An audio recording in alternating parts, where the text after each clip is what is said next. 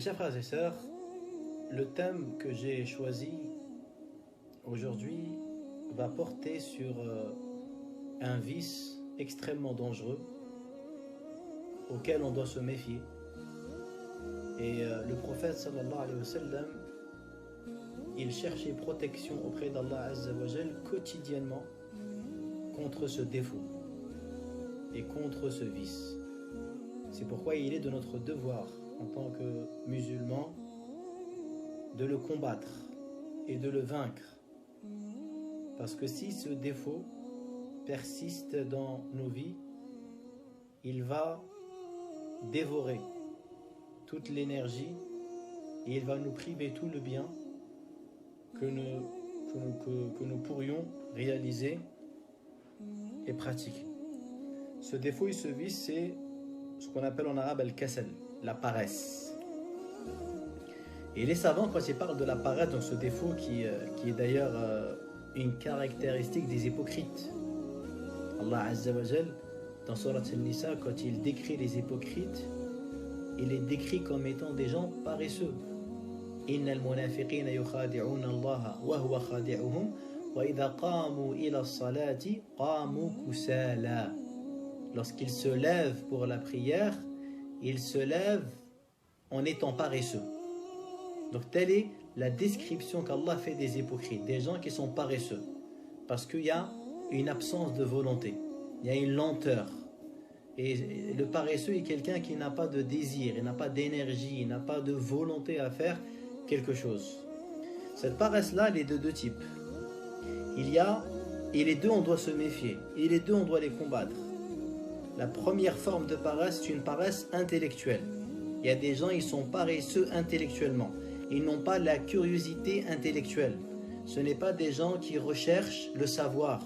Et ce n'est pas des gens qui sont prêts à faire face au désagrément pour ôter l'ignorance de leur personne.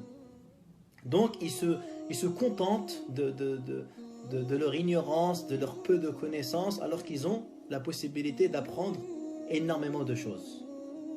Et il y a une paresse qui est une paresse corporelle, qui fait que la personne n'a pas envie d'agir, n'a pas envie de faire quoi que ce soit. Et cette paresse-là, bien évidemment, lorsqu'elle s'installe, elle s'installe à cause de certains facteurs, de certains faits. Donc c'est pourquoi il faut déjà connaître ces causes-là, les causes qui nous mènent vers la paresse, pour les éviter et pour prendre garde. Donc qu'est-ce qui peut mener quelqu'un à la paresse? Déjà l'hypocrisie. Quand on parle de la paresse dans le domaine religieux, eh ben, l'hypocrisie est une cause qui fait que les gens sont paresseux dans les actes d'obéissance pour plaire à Allah Azza wa Jal. Mais il y a aussi donc de nombreuses causes justement qui mènent l'individu à cet état qui est celui de la paresse, notamment le fait d'aimer justement le repos, d'aimer de rien faire, aimer l'oisiveté. Il y a aussi le fait de trop manger, de trop boire, de trop dormir, le fait de fréquenter que des paresseux, parce que le milieu, il joue énormément. L'être humain, il est influencé par son entourage, il n'y a pas de doute là-dessus. Et également Toul al-Amal. Toul al-Amal, c'est le fait justement d'avoir des faux espoirs. Quelqu'un, il pense que la mort, c'est pas maintenant, c'est pas possible que la mort, elle vienne maintenant, c'est impossible. Pour lui, il a encore des années et des années à vivre. Alors que personne ne lui garantit ça. Au contraire, le croyant, quand il se lève le matin, il sait que peut-être qu'il ne va pas atteindre l'après-midi. Pour ça, toujours on dit Inch'Allah. Parce qu'on sait que rien n'est garanti. Et donc maintenant qu'on sait, on a pris connaissance de ces quelques causes-là, donc il est important maintenant de voir quel est le médicament, quelles sont les solutions. Bien évidemment, la meilleure solution, c'est de fortifier la foi. Lorsque la foi elle augmente, et tout va venir avec. Toute chose positive, elle va arriver. Mais aussi, le fait justement de remplir son temps vide. Ça, c'est important. Ne pas laisser trop de vide dans notre vie, de ne pas laisser trop de moments d'inaction. hein. Aussi, le fait de mettre en place un programme, ça c'est hyper important, hyper important. Le fait de mettre des objectifs proches et des objectifs lointains. Ça c'est très important ça. Quelqu'un il doit écrire sur son téléphone, sur un petit carnet, sur une feuille, ses objectifs en termes spirituels, en termes d'apprentissage. Par exemple, apprendre le Coran, apprendre la langue arabe, combien de livres tu vas terminer par mois, combien... Et également pareil, des objectifs également dans les autres domaines de la vie, sur le plan du sport, sur les économies, etc. Aussi le fait, bien évidemment, d'être mesuré dans ta manière de manger et de boire et de dormir, c'est très important de garder cet équilibre-là. Et un des moyens les plus efficaces qui permet d'augmenter sa motivation et de combattre la paresse, c'est d'observer la biographie des grands de ce monde. Ça, c'est très utile, ça. Le fait de se renseigner, de lire, de rechercher à connaître le parcours de ces gens qui ont une vie pleine de victoires et une vie où il y a eu beaucoup de progrès, il y a eu beaucoup de réussite. C'est très intéressant, justement, d'observer le quotidien de ces gens-là et puis de le comparer par rapport au nôtre, parce que personne est né savant, personne est né avec plein de qualités. On est tous égaux. Ce qui fait la différence entre nous, c'est justement le parcours qu'on a, c'est comment on passe nos journées, comment on passe nos nuits, comment on organise justement tout ça. Et maintenant je vais terminer par une invocation très intéressante justement que disait le prophète sallam tous les jours. Allahumma inni a'udhu bika min al-hammi wal-hazan wa a'udhu bika min al-ajzi wal-kasal. Regardez bien cette invocation, comment elle est utile.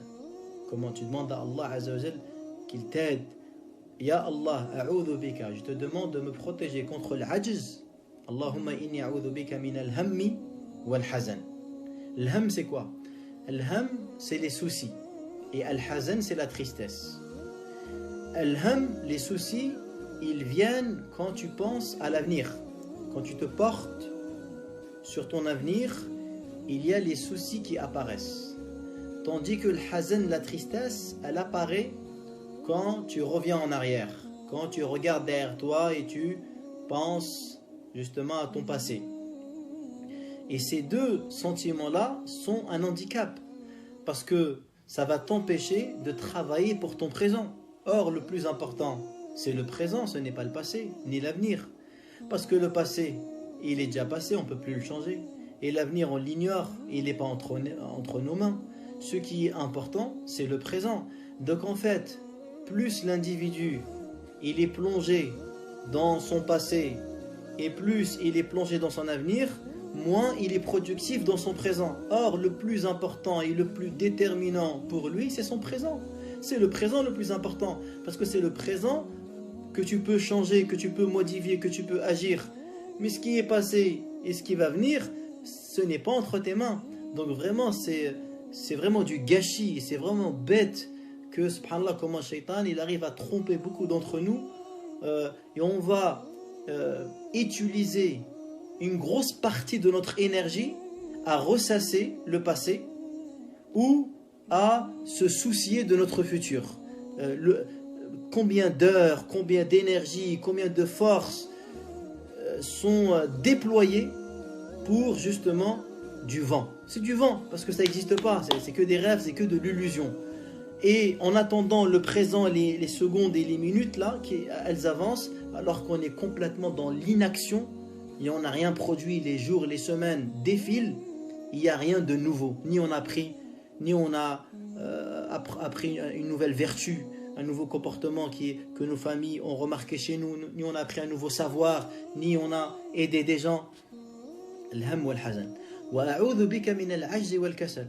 Ya Rabbi, protège-moi de l'ajz, l'ajz qui est l'impotence, donc le fait d'être incapable de faire quoi que ce soit. Quelqu'un,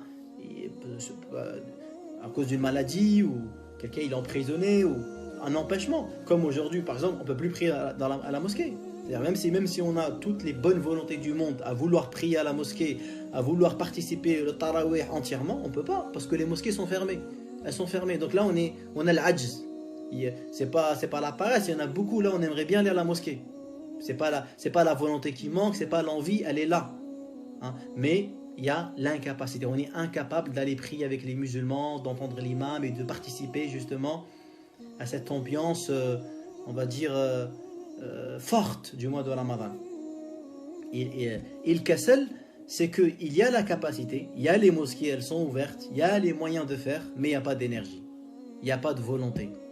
Et donc le prophète sallam, il demandait à Allah de le préserver contre ces deux choses-là. A'udhu bika min al-ajzi wal kasal.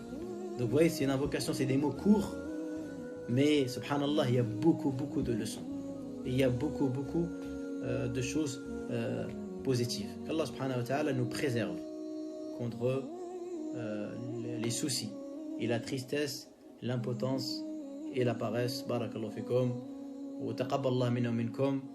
Wa a'anana Allah subhanahu wa ta'ala ala dhikrihi wa ala shukrihi wa ala husni ibadatihi. Walhamdulillah rabbil alamin. Wassalamu alaikum.